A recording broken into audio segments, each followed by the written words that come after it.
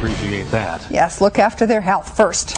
On to the news, everybody. You won't hear about this on Fox or CNN, but the Bush regime has quietly tooled up to utilize the U.S. military in engaging American dissidents after the next big crisis. We told you a little about this last week, but here's the full picture. In a frightening piece of legislation that was passed alongside the Military Commissions Act, the newly passed bill greases the skids for armed confrontation against citizens and abolishes posse comitatus. Public Law 109-364, which was signed on October 17th in a private Oval Office ceremony, now allows the president to declare a public emergency in the U.S. for whatever reason he sees fit.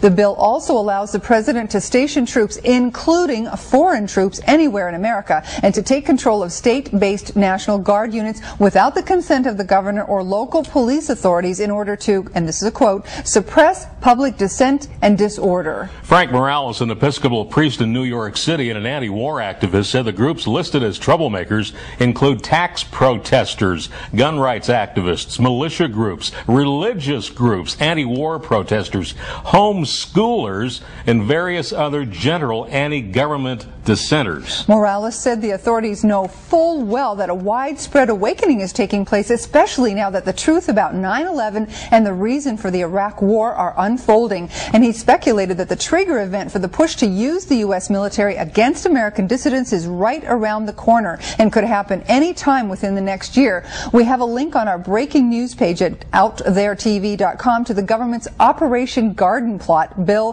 which details what we've just talked about. If President Bush gets his way, beginning on January 14th, 2007, we will all be on no-fly lists unless the government actually gives us permission to leave or re-enter the United States. The Department of Homeland Security wants all airlines, cruise lines, even fishing boats to obtain clearance for every single passenger they take in or out of the U.S. And it doesn't matter if you have a U.S. passport, which normally would give someone the right to enter and leave the United States at any time they want.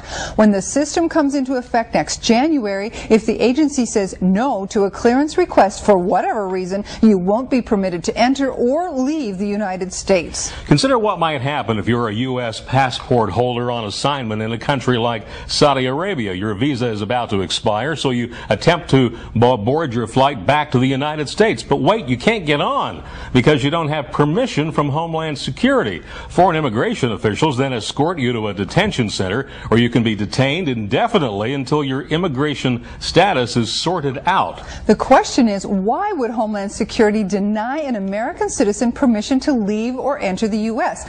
No one seems to know, because under the new Military Commissions Act, the entire procedure can be kept secret with no right of appeal, and that's exactly what happened in Nazi Germany. Basically, if the HSA decides it doesn't like you, you're a prisoner either inside or outside the United States, and whether or not you hold a U.S. passport.